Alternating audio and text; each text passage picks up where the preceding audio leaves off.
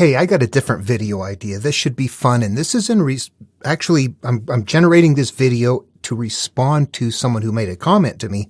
And I thought the easiest way to respond to it would be just to make a video. I've done that before, and I enjoy it because, there's not much else going on. I don't know which direction to go a lot of times. I put a lot of things out there. I see stuff, and without feedback, at some point you're like, man, I don't know what to do. So yeah, let me go ahead and read that comment about the video, about religion itself, the purpose of religion, and a couple of things. And I want to talk about something that I use in my mind that is incredibly important, but I really don't talk about this very much. If you're on a search, I think at this point in time, to understand this material, this is an incredibly important step. We have to do something in our minds and our imagination. My name is Dan Paulson. Welcome to the channel, Just One Truth, and let's get started. Okay, I'm going to read this through, and I'm going to make a few kind of tweaks in the verbiage a little bit as we move along here. We'll just take a look at, and we'll be able to understand this. There's just a few language things that are easy to tweak through here. Good sir, I would definitely like to know which you agree and disagree with me. We're looking for agreement or disagreement. If the template was for a specific purpose for a few people, then why those people impose their template to others? Okay, let me continue reading. Indeed, the templates can be important for seekers, but if same template is imposed on the seekers again and again, he, she will always end at the same conclusions. So what is the point of seeking? Okay, yeah, you're right. If the template's over and over again, they should come to the same conclusion.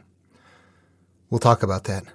I had made a few comments, and they're responding to them about the, humans are animals, but we have to become and became more than animals after all, which makes clothes, currency, computer. So what he's basically saying is we're now civilized, and we don't use animalistic nature as a good thing for humans, which I'm going to talk about here. I believe that he's right. However, that underlying what we believe is civilized behavior, when we begin to have problems and conflict, that what we do is we begin to act out behavior that is more behavior from an evolutionary survival of the fittest standpoint, regardless of whether it belongs there or not. It is still what is driving in the background. That's a little harder to see, but anyway, I'm good with everything that's being said here. Then we move on. Don't these religions bring their own kind of crooked tribalism? The exclusivity, us versus them mentality. Yeah, you're exactly right. We won't help them because they don't follow what we are subscribed to, or until they follow what we follow mentality. Yeah, that's exactly right. We'll talk about that. Lastly, I would never consider people today are shallower but smarter and safe enough to ask and question complexity. Okay, so I had made a comment that the material I thought was deep, and that people today are shallower thinkers, or something to that effect, and that what he is responding to.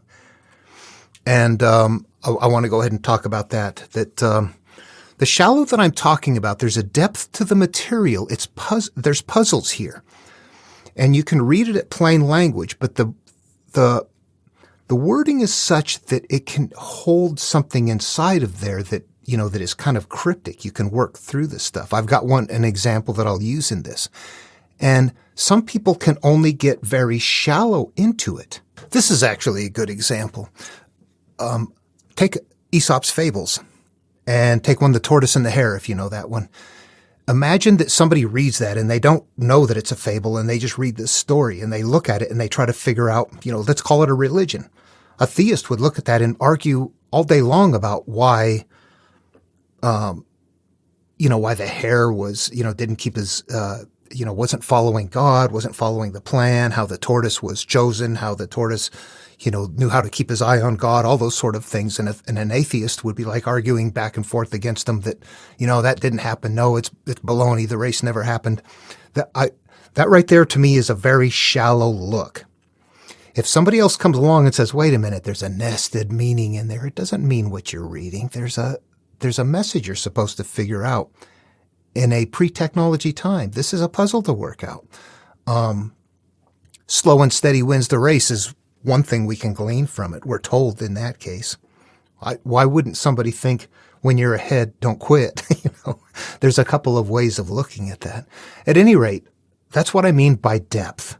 When people read the Bible or religious material, they stop looking for metaphors. Okay, if I have a verse, an anchored ship cannot sail, then a shallow look would be that. The ship in the water, throw out the anchor, it's not going anyplace. End of story. What's next? Somebody else might look at that because it's in a body of work or something and they get something out of it. They know they're supposed to look into it and they go, oh, wait a minute. The ship is actually a metaphor, or the whole story's a metaphor. And the ship is an analog that represents me. And the anchor represents what I'm hanging on to. This whole job, my lack of education. Somehow I'm not getting ahead in life and I need to let go in order to sail free. And that would be a wonderful thing. However, it's still about the physical world. The deepest thinker might look at it and go, man, that's because the things that I'm experiencing in life, the pain, the hurt, the stuff that I keep suffering from my past is because I'm hanging on to something that I haven't gotten resolved back there. It becomes a very deep comprehension. Now, anytime a Christian reads Jesus and reads that as historical, that is shallow.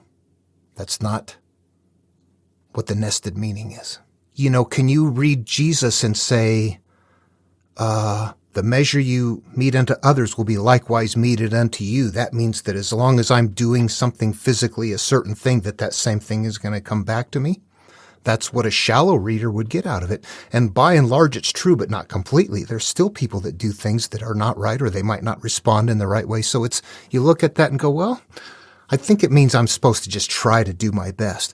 But if you dig deep into it, what you realize that it's a cause and effect comment, that it teaches cause and effect.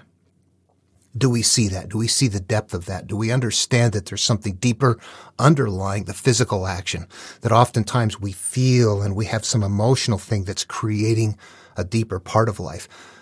We don't see that in the material very often. I don't think very many people do when it is very much there. Okay, what I want to do is talk about the template first of all, and I realize I've covered a lot of information in the past, but maybe it's time to summarize some of it here. The first thing I want to do is talk about one thing that is incredibly important, and that is biases, mental biases. We naturally have mental biases with respect to this material that we have to think about. Let me go someplace right here with the material that's going to very quickly illustrate what I'm talking about as far as biases. If I were to walk up to you today and say, here's the way we do things around here. This is how we're going to live.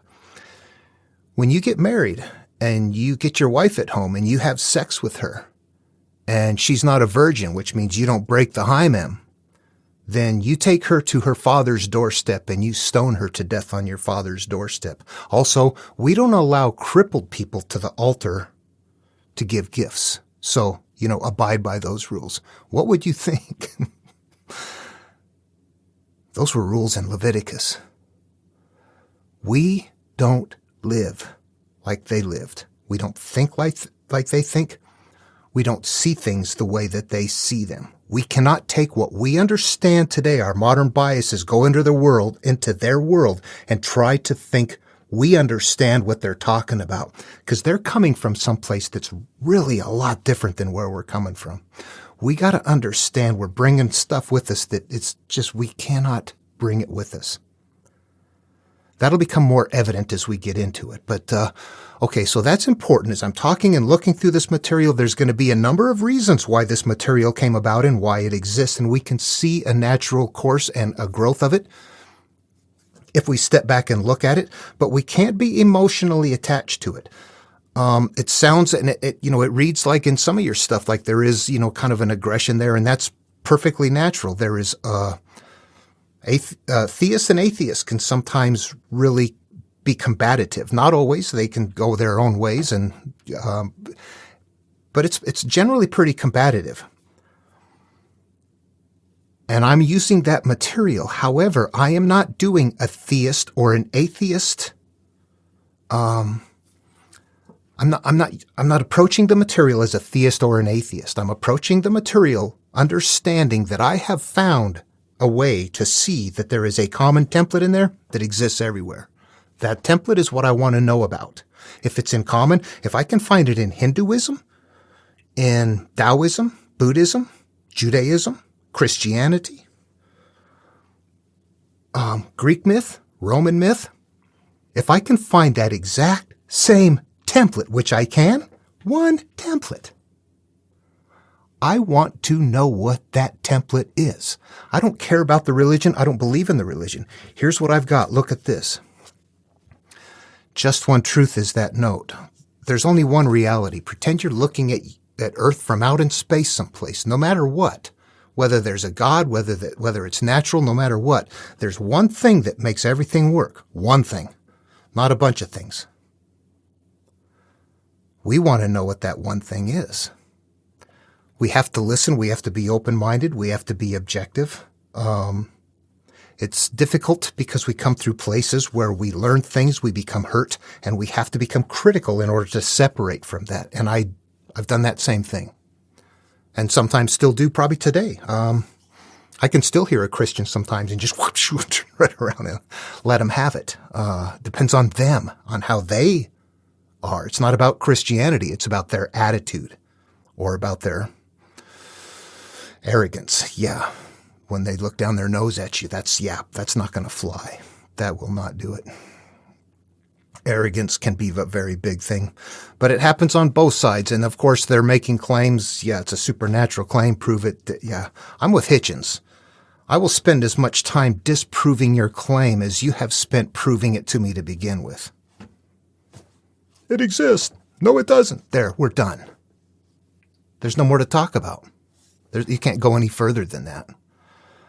Except to throw more verbs, nouns and verbs at it and continue to come back to the same place, So it's not fun. Anyway, so you look at the reality and go, there is one thing that makes everything work. People have sensations, there's feelings, there's something going on that's bigger than what we see. And we're emergent from that, trying to see what we're coming from in a bigger area.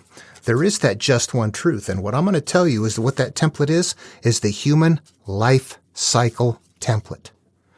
You're born with certain characteristics that you don't have any control over. Then you have fun. You begin enjoying life.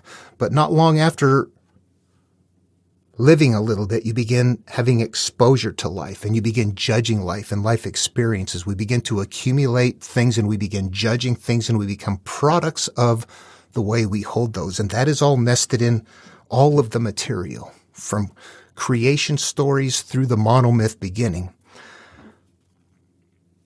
All right, think about this for a minute. We're looking at society emerge thousands of years ago.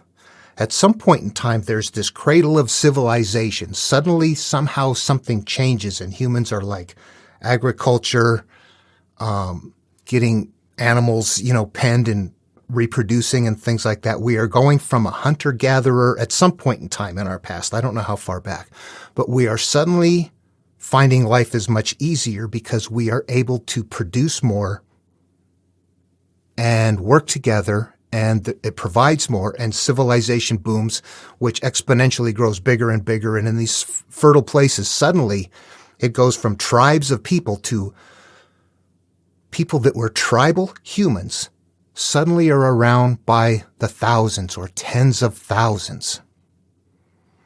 But we're getting intelligent. We're developing into the civilization at that point in time. So, but there's still this behavior in humans. How do we act? How do we conduct ourselves? And then I don't know how far back it goes, but I will say that I'm comfortable with going back as far as, I don't want to say Sumeria and Gilgamesh because that's too fragmentary stuff. It came from different sources. It doesn't matter. You can go to Babylonia and go to the Enuma Elish, the first creation story, and you begin to see this process emerging of a person being called Marduk, the way that it happens. It's an early process, but there's a creation story. We emerge. We're elements of that. We begin to see where this is something that's taking place, that there's a nested teaching in here, how to look inward to heal yourself. Right here. You must look in and heal yourself. You know those people that raped you? You know those people that you had sex with when you were blah, here, there, all that kind of stuff, and you feel shame and anger and all kinds of icky, you got to figure out how to let that go, because that is hurting you. You got to figure out how to emerge beyond the things that we carry with us, the anger, the shame, the judgment, the life experiences that continue to act out. That's a part of the human life template. This continues to act out. You saw it in the other one, in the other video. That's what you're responding to. That is the template, how to heal. And that doesn't matter where you are in the world. That's how it works.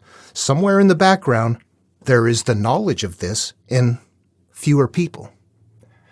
And it's not exclusive to anybody in the world. It's exclusive to humanity. If you're a Hindu and you are, okay, I don't want to get that far into it. So you've got, suddenly, people are emerging. They're not going to do this. Most people are not. There's a few people that can go, yeah, oh my God, I see what I got to do. I don't like that idea. Seriously, all the stuff I've judged, all the things I've done, all the things that were done to me that I'm holding on now with an emotional charge that is incredibly violent is what my issue is. And I have to go change the way I feel about them to change the way my life is. Yeah, I'm not doing that. You suddenly lost most people. So what do? You put it inside of something. What I'm going to do is something fun here. Do you recognize this? This is a Japanese puzzle box. I'm going to take this. This is the template, the human life template. I'm going to put it in this box. I'll put it together. I gotta watch what I'm doing. I don't take it apart very often, so I had to look at the directions to open. I'll figure out how to open it again. Okay, so I take that template and go, this is what people need. If you're ready to turn, there's one reality. Here it is. It's in the template. But you know what? People aren't going to carry the template because the cold, hard reality of looking at yourself and forgiving people, people would rather hate their... Well, we know what humans are like, and we see how difficult that is. Again, this is thousands of years ago. We don't have technology. We're passing these around word of mouth, and we're thinking about them all day. So when I talk about shallower thinking, what I mean is that we look today, nobody gives these stories all day to think about day after day after day. We don't do that. We actually are very much more minimized in our viewing. I'm not paying attention to what I'm saying because I'm a guy. I can't do two things at once. I don't know what I'm trying to do here. Anyway, okay. So the idea is you get it together, and when it's done, you've got this pretty package to carry around. And this package has all kinds of wonderful and pretty shapes on it. There we go. Look at that. We just created an ark. The Ark of the Covenant. The ark is something inside. It's a metaphoric representation of something that is holding something inside of it. The ark carries something, doesn't it? And it's pretty on the outside, and everybody likes the outside, and they worship the outside, and they go, God, mine is prettier than yours. And someone else will say, yeah, mine is a lot older than yours. I got one here that my dad got in Japan when he was stationed over there during the Korean conflict, that old one right there. Anyway,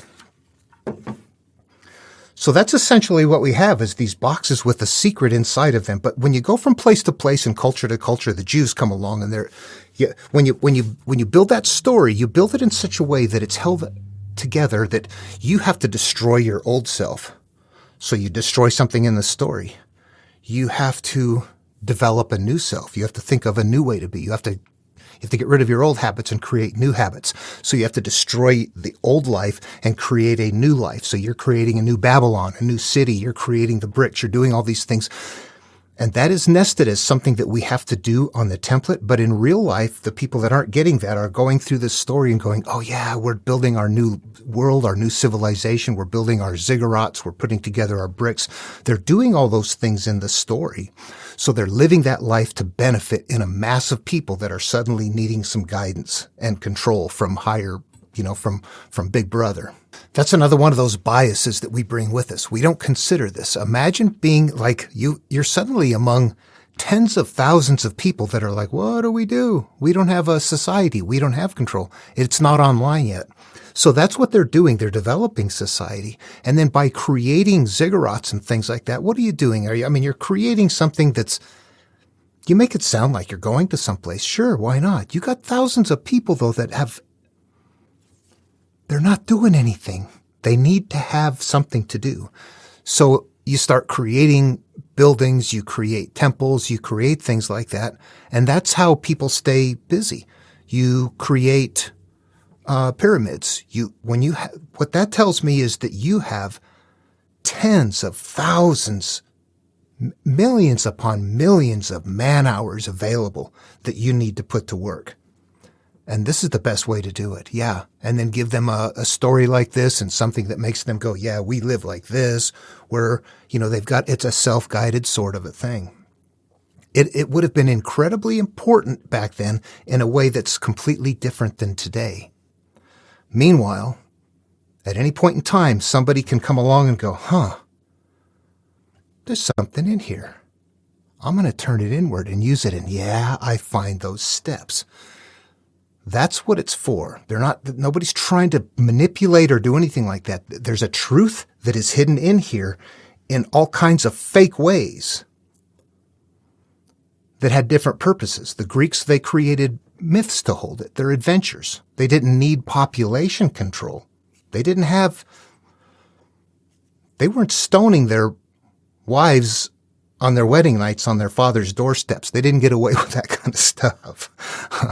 So different rules, different things for different people. They're holding those are going to be analogous things in there too. So we don't want to look at those as something they were doing that in their culture, in real life. They were doing that. On the template, that's not what we're doing. That is an analog holding something different. Letting the crippled person leave a gift at the altar. That's the same lesson later on, that if you come to the altar, Jesus teaches, if you come to the altar to leave your gift and you realize you've got aught against your brother, go resolve that aught first, then come and give your gift, and your Father who sees in secret will reward you in secret. What these are is telling us that we are energy-based beings, then that what we're holding negative up here is continuing to create negative as we are living in this collective. And that if you want to stop having those experiences, you have to change the way that you're holding it up here so that it no longer resides with that kind of energy in it. This, however, I can assure you is incredibly updated verbiage. What I just said would be akin to saying, clean the inside of the cup, because the one that made the inside also made the outside. Ones like this are no different than the ship and anchor analog, or the ship and anchor verse example, that we are the parts of the story. If you went to Buddha in the first verses, all that we are is the result of what we have thought. It is founded on our thoughts. It is based on our thoughts. If a man has had an evil thought, pain follows him. This is where it becomes us. Pain, first of all, it's telling us that we're mental products, and that if we've had a bad thing happen, that pain follows him, like the wheel follows the foot of the ox that draws the carriage. We are the ox drawing the carriage. Pain follows. It's showing that cyclical pain coming around. Those are how these verses work. That the short verse like that, that we become component parts of the verse. Or, blessed is the poor in spirit, for yours is the kingdom of God. Those are going to interpret to be the same thing. Spirit, inside, poor, devoid of. Like seeking emptiness, Buddha. Cause and effect, karma. The measure you mete unto others will be likewise meted unto you. Karma, both cause and effect. They're different verbiage, but they're the same teachings. They're the same core teaching.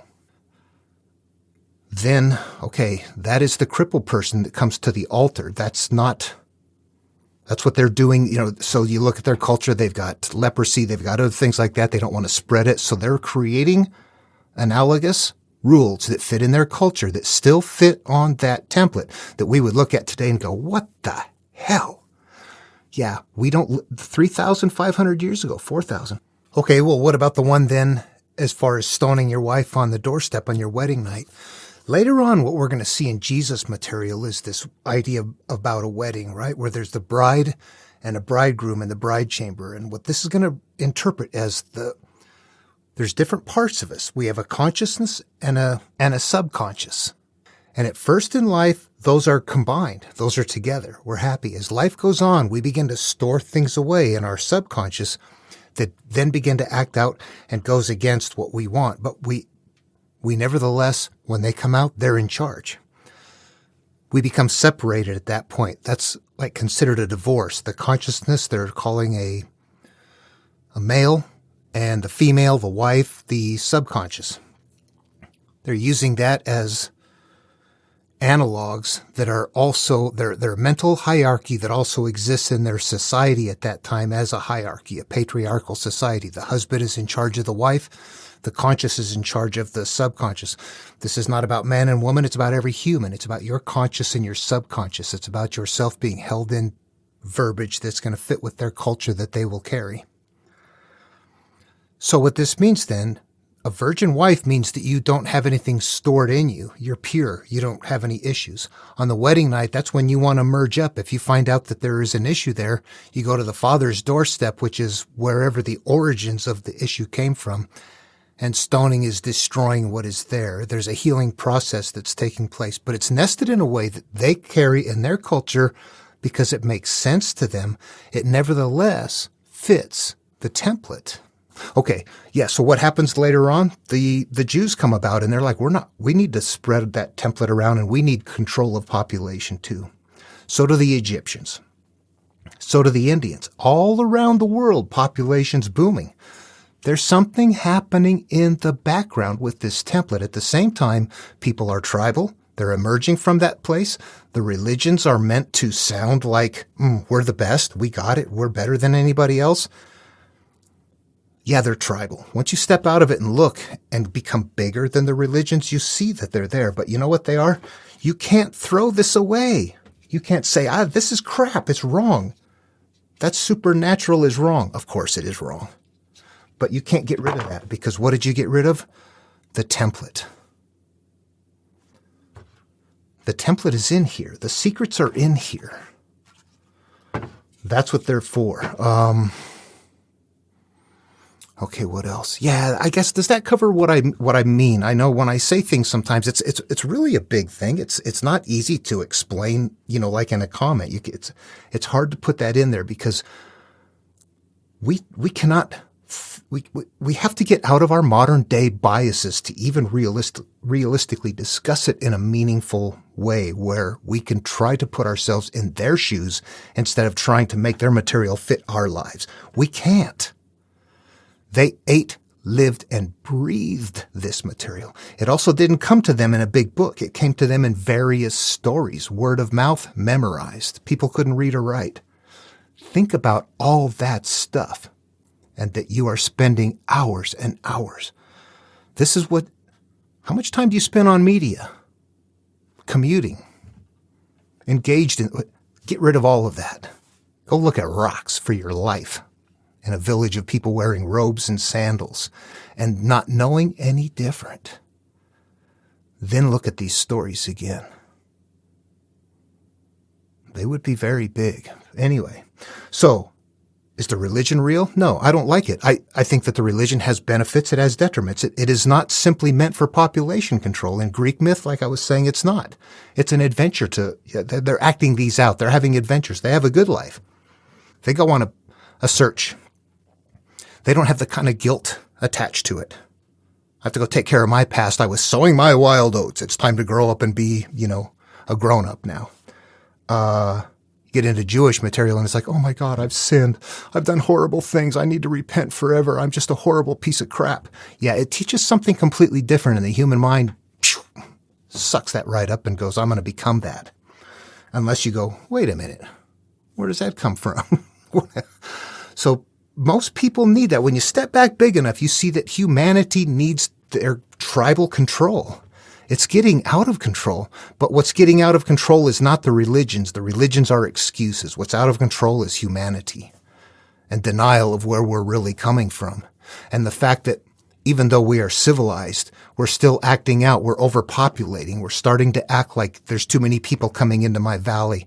We see people out there that have demonized others without even knowing anything about them.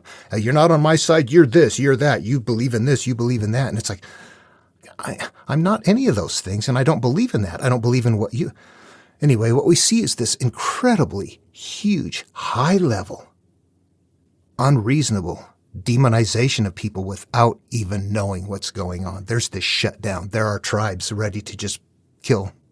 In fact, imagine this. Yeah, just look at this. There's a large movement for no abortion. And I think that To me, abortion is an issue that's much bigger than just yay or nay. I think that we need to, I don't think we're very civilized if we're still not managing this very well. But I think what I know is that, and from my own life experience, there's a point in puberty where humans react. Pregnancies happen. People don't, it's not the intention. You're not looking to have a child. You're looking to feel this. You're looking to have that experience because that is built into us. That is how a species is going to survive. It has to procreate. It has to want to. It has to desire to. And certainly creatures it seems like that's the case, doesn't it? Yeah, that's an important part of it. But if you watch the group, what you see in the end is like, here is, we don't want there to be any abortions. Now, beyond that, we don't like social programs. We don't want homelessness. We don't care about your capacity to manage kids or not. We want schools a certain way. It's like you look at that in the big picture and go, what good are you doing? It's like you want kids to be born. Then you don't care what happens to them. You would just as quickly jail them, or when they act out later on, put them to death. This is not an easy subject. But why would you say, I want you to have your children? Now, you're on your own. What the hell is that? That's a mechanism of survival of the fittest, pure and simple. We want lots of children born because most of them don't make it. The ones that do, do. That's what's happening. Do you see that? I think all of these become difficult. And, it actually is, I don't want to leave this here. I almost did. We're overpopulating. We emerged. We made it. Now we're not stopping. And we're denying that is what's going on, and that creates a bigger issue. Then what do you do? How do you approach that? We need to cease we need to bring the population down. We need to change the way we live. We need to do a number of different things. I've heard people say that wherever there is not resources available, that they should not be having children. Think about that, something being mandated here. You guys are poor over here in a place that has a land that is kind of difficult to manage, so you don't get to have children. The world dictates that. However, over here where there's plenty, they get to have as many kids as they want. Yeah, all of a sudden you look at things and go, oh, no, we got problems. How do humans fix our evolution? Is this our destiny? It's going to explode. Yeah, there's nothing happening to interrupt this. And the people who are the worst at it are the ones that deny that it's there. That's not civilization. Yeah, that's called civilization. Civilization is an excuse. Religion has become an excuse for that kind of behavior. Jesus went from a Buddha character, love, peace, empty your heart, give unto others, that Jesus is somebody that's going to come back armed and ready to start, doing the bidding of what amounts to evil that calls itself good. Humans are broke. We're not going to fix this. But the religion is the excuse. When we look at cause and effect and see what's making people act the way they are, the religion doesn't turn them into what they are. Look at Christianity. What happened with Christianity? Paul said you just have to worship Jesus. Believe that he's the Son of God and all that kind of stuff. There's a few criteria there. It's the only religion where it's like here's what Jesus teaches to do. You must work every day to strive to go through the teachings of Jesus when he's going through his verses on the Sermon on the Mount or the Sermon on the Plain or something like that. Nope, you just got to worship him. What did that do? That turned him into an idol. Now we have 33,000 different denominations that you can't even tell what they're like, and some of the people that call themselves Christians are some of the worst examples of humans in the world. Are they all going to heaven? I don't want to go there. No, that would be hell. That's just like here. What's the difference? That's crap. That religion became shallow right there when suddenly all we have to do is worship Jesus. So now they turn the religion into them instead of following the teachings of somebody who was like a Buddha, honestly, in a different time, a different place, different verbiage. This has to keep changing and morphing. Yeah, it has to keep changing and morphing for regions and places and differences. The tribe separates and they're like, I'm not going to, those are our enemy tribe. I'm not following their stuff. Oh, we got our own. But you know what? It's on the same templates. Somebody in the background knows reality. They're not trying to feed us anything. They're trying to teach us something. They're trying to help us see something. That's not nefarious, and neither are the religions. The religions are there for a variety of reasons. Yeah, it's there for population control. It's there. Some people go, oh, now I've got something to look forward to. Although in Judaism, there wasn't a heaven and hell. Well, there wasn't a hell, that's for sure. All of that morphed under the Romans and Jesus material, right? So we see the evolution of religion as time goes on. At the same time, that template remains there. That's what I'm after. But if you stay hostile against any of the beliefs, God, I hate those Hindus, you don't know that Arjun is called on the hero's journey, and that going back to get his land against his family represents the same thing as Moses leaving Egypt and going to looking for the Holy Land. Or, yeah, all of those. They all are on this one template. That's what I care about. I'm not teaching the religions. I don't care. The people that believe in the supernatural, yeah, they're the carriers. Many carry the ark, few see inside. There it is. Many stand outside the narrow gate, where only the solitary will enter. There it is. All of the Christians, all of the thousands of denominations are standing outside the narrow gate. Once you turn it inward and use it as a mental process, you are not a Christian anymore. You're the seeker of reality. Jesus knew that. Seek and knock for righteousness, for the truth. Jesus was science-based, not spiritual. And you know what? I should caveat that. He wasn't science-based. He was reality-based, and science is based in reality. Jesus never really taught to believe in supernatural or to say, just worship me and I got this. That kind of stuff was, yeah, you look through the material and you go, something's awry in here. Jesus should be held on a par with the Buddha or Lao Tzu. Period. Right there. Those three. And, yeah, he's been pretty well destroyed. He has. But, yeah, religions are what they are. And from a global standpoint, yeah, there's big stuff. And I appreciate what you're saying. And I am not defending religion in any way, shape, or form. What I'm pointing out is that religion is that box, and that a variety of religions are those boxes. And there's nothing I can do to change that. I know many people today who did not grow up with Christianity or learning anything about the teachings of Jesus, and maybe they did to some degree, but not gotten much into it. But they may watch certain Christians that are very up in like politics and kind of extreme viewpoints. And they get this idea that Jesus is this evil creature, character, sort of and you know what? That comes from the practitioners, from the theists themselves. Yeah, Jesus got a bum rap. He really did. And I won't discuss with a religious person about the viability of what they bring to the table, because they don't bring anything to the table. Typically today what you find is theism starts going after science. Why? Because they have nothing to show. So they go after whatever is showing truth. Yeah, that's a little bit spot on. That is why we are also different. There's something about us that listens to people tell you something and you go, well, yeah, can you show me that? There's something, we have incredibly high BS meters. We don't just buy into the supernatural.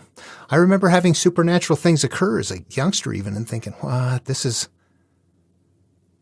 some kind of energy base, something going on here. I never thought there was spirit entities or anything like that. I thought that was kind of silly, actually. But I knew that there was something there. And there is. There is a collective psyche that we all exist within, where that explains all of our feelings right there.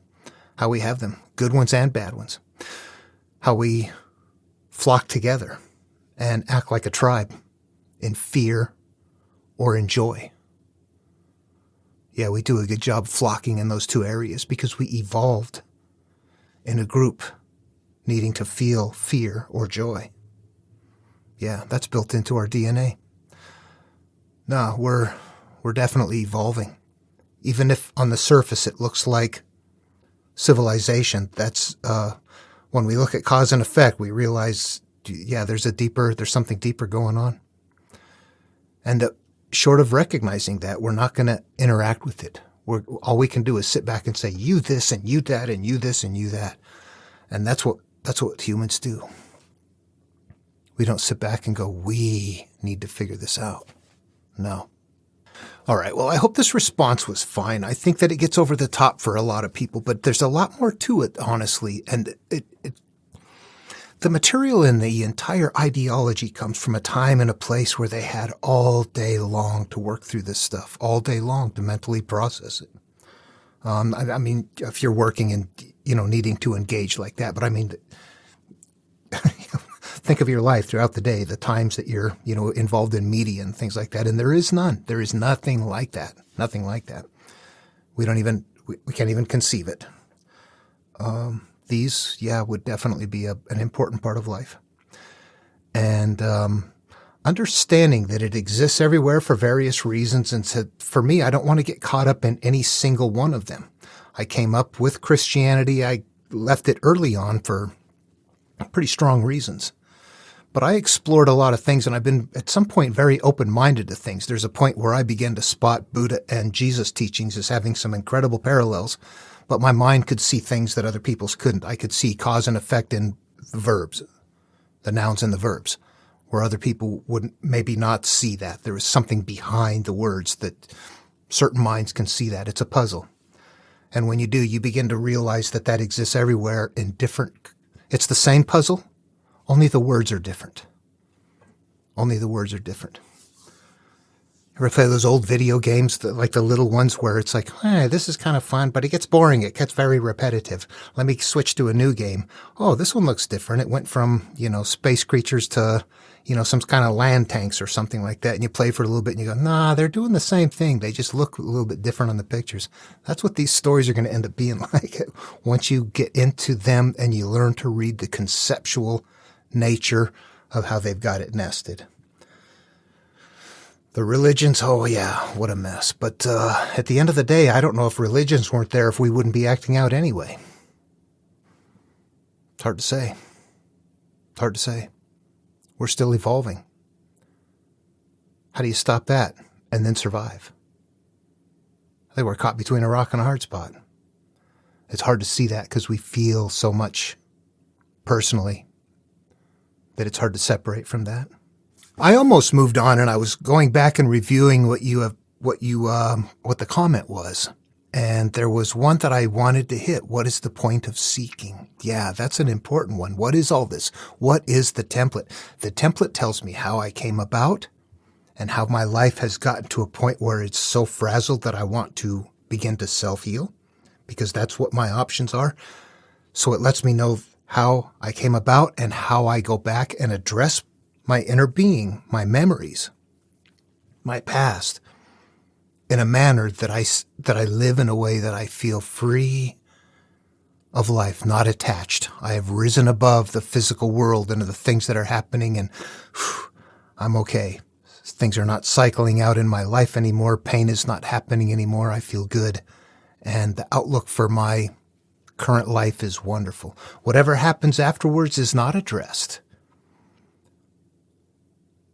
What is addressed is the idea that this is what we do. The kingdom of heaven is within. Nirvana is here now. Anyway, okay, yeah, that, I went back and edited this in to make sure that I answered that. That's the purpose. It is to find enlightenment. If you use the religious material interpreted and used inward, that's the path to enlightenment. If not, that inward path has been inverted, put on a story for the population to promise them an afterlife if they just carry this. And since people struggle to turn inward and communicate with the higher self for healing, it is put on a story where God is the higher self that is out there someplace, this nebulous thing. So people are very willing to look outward to that. That is where the promise of eternity lies. Okay, hope this response was complete enough. And polite and everything like that. It's a big picture. It really is. Imagine a little child dying of cancer in your arms saying, "Am I going to see Jesus?" What would you say? Be a cold-hearted bastard to say, "No, there is no God." You'd want that child to feel comfort. You get somebody else come at you and say, "In the name of Jesus, I condemn you gay people too." Yeah, you don't want that. No, we got a problem. And it's not an easy one. All right.